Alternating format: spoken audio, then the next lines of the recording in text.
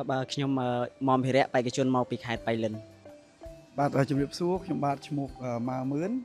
បេក្ខជនមកពីខេត្តសៀមរាបបាទជំរាបសួរខ្ញុំបាទឈ្មោះចាប់ជីបាទមកពីខាងសៀមរាបបាទជំរាបសួរខ្ញុំជាបេក្ខជនមកពីខេត្តកំពង់ឆ្នាំងឈ្មោះកៅពិសាលខ្ញុំចាប់ផ្ដើមលេងចាប៉ីដងវែងតាំងពីឆ្នាំ2002មកម្លេះកាលនោះគឺដោយយោងទៅលើអនុសាសន៍របស់សម្ដេចអគ្គមហាសេនាបតីតេជោហ៊ុនសែននាយករដ្ឋមន្ត្រីនៃប្រជាជាតិកម្ពុជានៅពេលនោះណា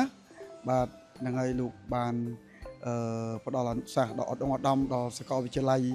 ភូមិន្ទវិចិត្រសិល្បៈឲ្យមានសាលាអាយ៉ៃចាប៉ីដងវែងនៅក្នុងសាកលវិទ្យាល័យភូមិន្ទវិចិត្រសិល្បៈកាលនោះយើងបានចូលរៀននៅសាលានោះតាំងពីពេលនោះមកហើយខ្ញុំក៏អាចមានសមត្ថភាពសម្ដែងច្រើនតាំងពីពេលនោះមកបាទសម្រាប់ខ្ញុំគឺចាប់ផ្ដើមស្រឡាញ់និងចាប់ផ្ដើមរៀនចាប៉ីដងវែងហ្នឹងទើបតែឥឡូវដែរទេទោះជាឆ្នាំ2020ដែរទេបាទមូលហេតុនៅក្នុងការរៀនហ្នឹងគឺស្រឡាញ់តាំងពីក្មេងមកប៉ុន្តែទី1អត់ស្គាល់គ្រូបាទទី2អត់ពេលវេលាបាទដល់ពេលបានស្គាល់លោកគ្រូហើយស្គាល់លោកគ្រូផ្សេងនៅគៀនហ្នឹងទៅក៏បានសុំគាត់រៀនសូត្រហ្នឹងទៅចំពោះខ្ញុំវិញវាតាំងពីក្មេងមកតាំងពីក្មេងធ្លាប់ស្ដាប់អីទទួលកកាលនោះពីដើមគេចាក់មានអីនីតិចាប៉ីដងវែងគាត់ចាក់ចំណាំតាជាងចាស់ពីដើមដូចលោកគ្រូអីលោកគ្រូណេតពេគាត់ច្រៀងរឿងយៈរឿងអីតាមទទួលកលោកគ្រូសាននេះគាត់ច្រៀងព្រោះបាយ័ននេះ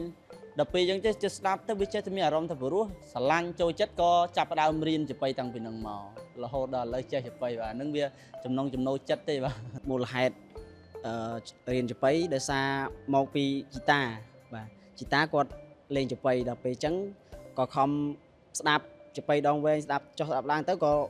ស្រាវជ្រាវរកគ្រូហើយអំណាចខេត្តបៃលិនអត់មានគ្រូទេមិនងាយមានគ្រូទេមានម្នាក់ឥឡូវលោកគ្រូគាត់បានវង្វេងហើយគាត់បានបង្ហាត់ខ្ញុំខ្លះអញ្ចឹងទៅខ្ញុំក៏ស្រាវជ្រាវខ្លះតាមរយៈវីដេអូខ្លីៗរបស់បងនឹងសិល្បៈគាត់ចំនួនដើមហ្នឹងស្ដាប់ក៏វឹកវើនទៅក៏បានចេះមកដល់សប្តាហ៍ថ្ងៃហ្នឹងដែរបាទចំពោះការបង្កើតឲ្យមានកម្មវិធីមហោស្រពប្រឡងចាប៉ីដងវែងនេះខ្ញុំគិតថាល្អបាទគឺផ្ដល់ជាឱកាសឲ្យអ្នកចាប៉ីដងវែងមិនថាជាអ្នកចាប៉ីចំនួនថ្មីឬមួយក៏អ្នកចាប៉ីចំនួនចាស់ដូចជាលោកគ្រូបាទដូចជាជាង20ឆ្នាំហើយដែលលោកគ្រូបម្រើការងារផ្នែកខាងចាប៉ីហ្នឹងបាទបានផ្ដល់នៅក្នុងការប្រឡងប្រជែងដើម្បីរកជ័យលាភីមួយវិញទៀតក៏បាន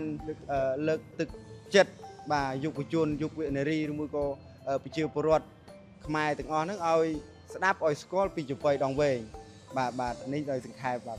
ក្នុងនាមយើងជាពលរដ្ឋខ្មែរជាម្ចាស់បេតិកភណ្ឌអរូបីមនុស្សជាតិចាប៉ីដងវែងមានតែខ្មែរទៀតដែលមានសិល្បៈចាប៉ីដងវែងកាលណាឮសំឡេងចាប៉ីគឺសម្គាល់ទៅជាតិសាសន៍កម្ពុជាអញ្ចឹងសំណូមពរឲ្យយុវជន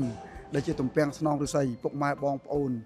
នឹងឲ្យក្រុមហ៊ុនអង្គការនានាដែលគ្រប់គ្រងលើវិស័យសិល្បៈនេះនាំគ្នាជួយលើកតម្កើងឲ្យតម្លៃឲ្យផ្ដល់ឱកាសលើកទឹកចិត្តតាមរយៈការផ្ដល់ឱកាសឲ្យសម្ដែងតាមរយៈថវិកាអីផ្សេងដើម្បីឲ្យគាត់នឹងមានកម្លាំងចិត្តបន្តចែករំលែកដល់យុវជនចំនួនក្រោយឲ្យមានកម្លាំងបន្តថែរក្សាទៅមុខទៀតអភិរក្សហើយអភិវឌ្ឍអរគុណបាទអរគុណច្រើនបាទ